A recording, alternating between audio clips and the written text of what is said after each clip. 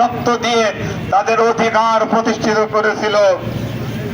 আজকে শ্রমিকরাও কিন্তু শ্রমিকেরা যদি একটু ঘাড় ব্যাকা করে, একবার যদি ঘোষণা দেয়, আমরা যদি বলতে পারি, আমরা যদি একবার বলে গর্জে উঠি, এই যে সমস্ত কর্মকর্তা কর্মচারীর হাতে যদি লাঠি ওঠে, সেই লাঠি নিয়ে যদি অফিসগুলোকে ঘেরাও করে বন্দি করে পালাবার পথ খুঁজে পাবে না।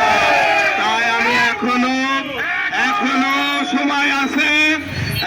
সময় আছে, মাজলুম শ্রমিকদের পক্ষে, শ্রমিকদের ন্যায্য অধিকার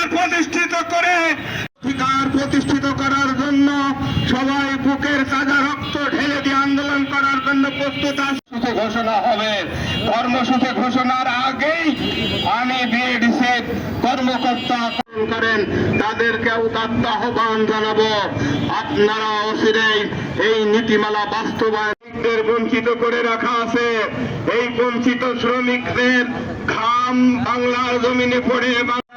সংগ্রামী সাথী বন্ধুগণ, আজকে 2024-এর 5ই আগস্টে এখনো কিন্তু বিএডিসিতে বৈষম্য বিরাজমান। এই বৈষম্য